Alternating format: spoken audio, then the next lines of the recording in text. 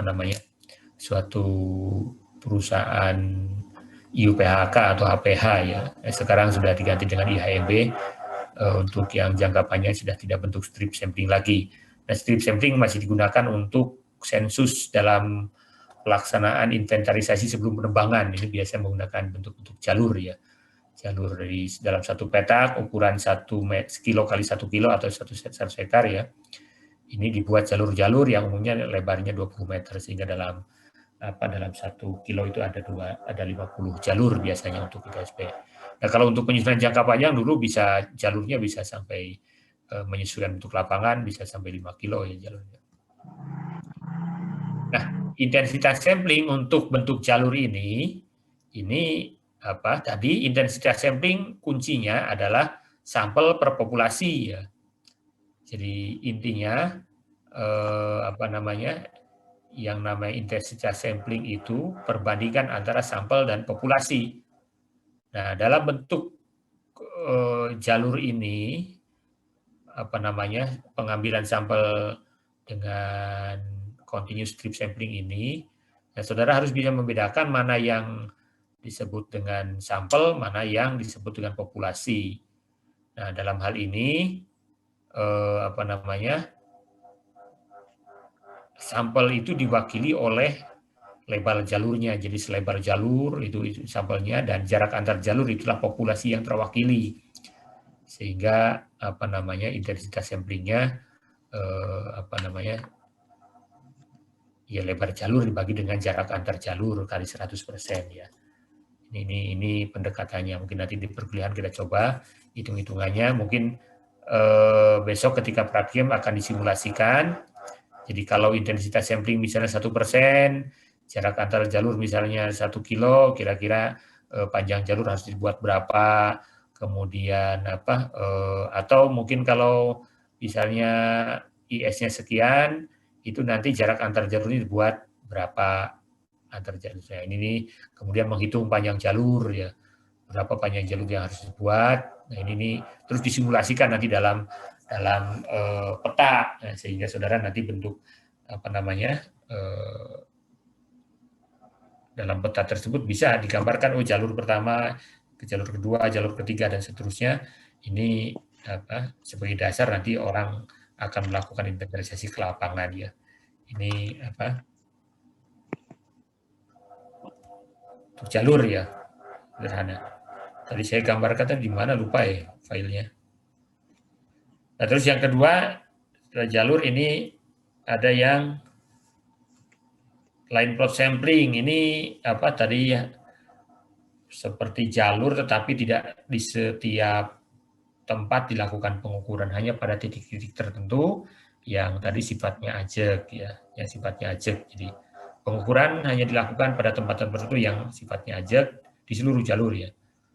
Bentuk PU-nya bisa lingkaran, bisa bujur sangkar ataupun persegi panjang ya. Ini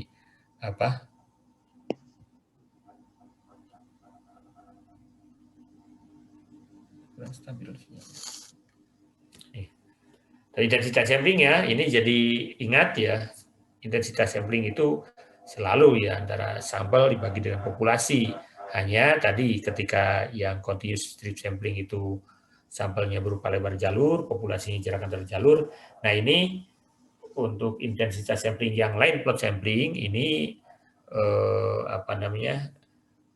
sampelnya diwakili oleh luas satu PU ya, satu petak ukur. Nah, petak ukur itu mewakili populasi yang seberapa? Itu sebesar jarak antar jalur kali jarak antar petak ukur ya. Sehingga intensitas samplingnya tadi sampel per populasi, sampelnya adalah luas petak ukur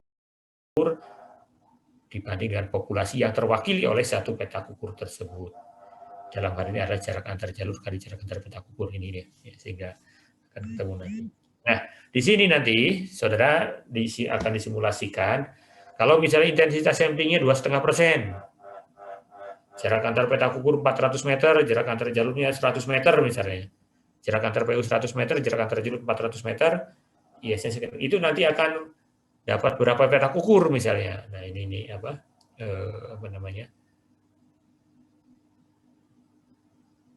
berapa jumlah petak ukur yang harus dibuat. Nah, tentu Ini ada rumusnya ya, jadi luas populasi yang sudah ukur kalikan IS-nya dibagi luas PU. Itu akan ketemu jumlah petak ukur. Untuk apa jumlah petak ukur ini? Nah, jadi kalau dalam perencanaan inventarisasi di bagian akhir nanti, saudara akan merancang, saudara harus membuat petak ukur keseluruhan misalnya 1000 petak ukur karena luas. Kalau 1000 petak ukur berarti saudara dengan prestasi kerja tertentu nanti memerlukan tenaga kerja berapa, memerlukan atau bisa diselesaikan berapa lamanya. Ini nanti konsep urutannya ketika nanti saudara bisa di dalam merencanakan inventarisasi ya. Tapi paling tidak saudara nanti untuk diperhatikan bisa sampai menghitung jumlah petak ukur. Nah, dengan simulasi jarak antar petak ukur kali jarak antar jalur, nanti saudara bisa gambarkan di dalam peta juga digambarkan ya. Titik-titik sampel yang akan saudara ambil di mana itu digambarkan. Nah, ini menjadi dasar nanti ya, menjadi dasar saudara untuk ke lapangan. Nanti apakah ke lapangannya menggunakan kompas dan tali atau menggunakan GPS itu ya teknis di lapangan ya. Tetapi plot-plot itu sudah harus diambil dengan perancangan yang benar ya, sesuai dengan metode yang diterapkan. Ini line plot sampling, kemudian seterusnya bisa. Nah, uniform systematic sampling ini hampir sama seperti line plot sampling, hanya memang jarak antar PU dan jarak antar jalurnya sama ya. Untuk petak ukur bisa persegi atau bisa lingkaran ya. Cara perhitungan IS-nya juga sama ya. Luas petak ukur dibagi jarak antar petak ukur dan jarak antar petak ukur. Menghitung jumlah petak ukur juga sama, luas populasi kali IS bagi luas PU ya. Nah, ini beberapa teknik sampling yang sistematik ya. Dan ini banyak digunakan ya.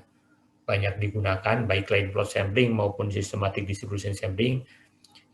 Contoh mungkin di Perubur Tani sampai sekarang ya, sejak 74 instruksi mengenai penyusunan RPK, di dalamnya ada instruksi mengenai inventarisasi, itu sampai sekarang diterapkan jarak antar petak ukur 200 kali 200. Ini uniform systematic distribution sampling ya.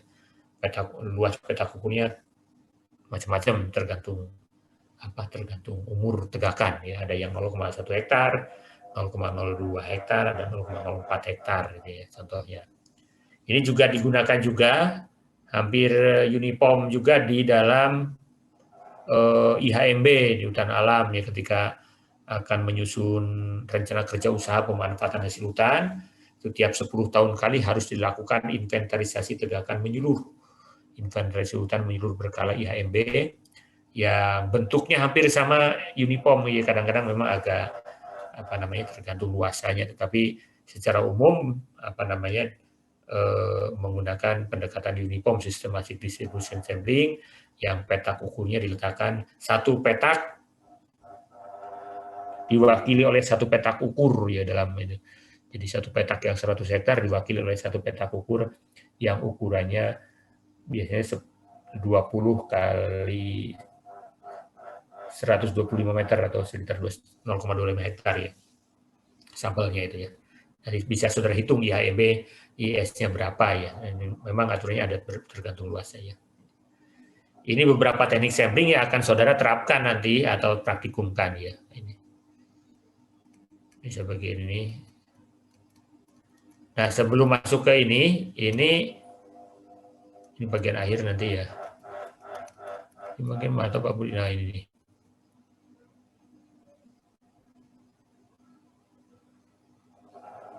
Ini sudah tadi. Nah, kemudian saudara nanti ketika sudah merancang sudah merancang di dalam peta, itulah yang akan menjadi dasar nanti tim melaksanakan praktek lapangan ya. Tim melaksanakan praktek lapangan nanti saudara tadi saya sampaikan disimulasikan seolah-olah saudara berada di lapangan. Ini misalnya yang di belakang saya itu kan background-nya ini pohon-pohon jati ya. Nah, saudara ke lapangan, ini sudah mengukur pohon ini sekian diameternya, tingginya sekian, jenisnya jati, kemudian tumbuhan bawahnya ini ada kerinyu, ada pilang, ada apa misalnya ini ya. dan lain-lain, ada otok-otok misalnya ini. Banyak ini jenis tumbuhan bawah seperti saudara KL kemarin pilih lapangan ya. Kalau sudah lah, kalau belum ya nanti bisa ini. Nah, ini tumbuhan bawahnya diidentifikasi, mungkin jenis tanahnya ya diidentifikasi di sini ya. Apa namanya? Disimulasikan seperti itu. Nah, setelah itu baru saudara nanti mengolah hasilnya ya, mengolah hasil inventarisasi. Ini apa ini?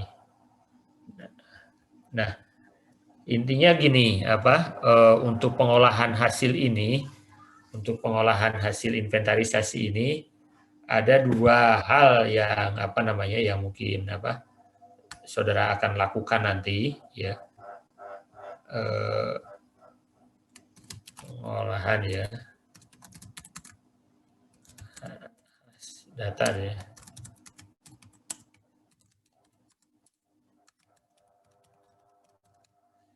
Ini yang pertama saudara menaksir potensi suatu tegakan yang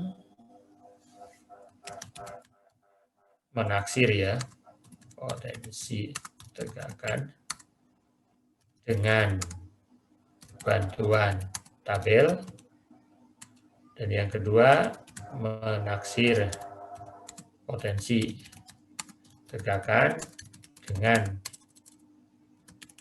menghitung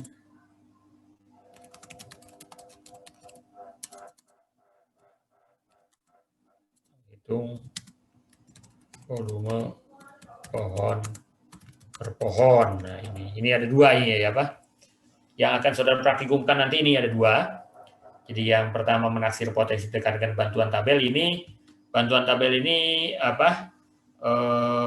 umumnya di hutan tanaman yang ada tabel hasil ya. Misalnya tabel WVW yang akan atau tabel tegakan untuk hutan jenis jati JPP kalau sudah ada ya. Ada tabel sengon, ada tabel mahoni, ada tabel pinus dan lain-lain ini ya. Ini saudara menaksir potensi dengan bantuan tabel tegakan. Di HTI juga kalau ada yang memang tabel ini bisa bentuknya dalam wujud tabel, bentuk tabel, tetapi bisa juga dengan model-model alometrik bersamaan ya. Di beberapa perusahaan ini sudah menggunakan untuk untuk menaksir potensi ini dengan pendekatan bersamaan yang volume atau kelilingan volume ya, kan dengan bantuan dengan menghitung pohon per pohon. Ini seperti di hutan alam tidak seumur ya, walaupun mungkin ada beberapa yang sudah ada tabel penduganya, tapi secara umum perhitungan potensi di hutan alam tidak seumur menggunakan ini menghitung pohon per pohon. Ini yang seperempat itu yang saudara sering kenal ini ya, seperempat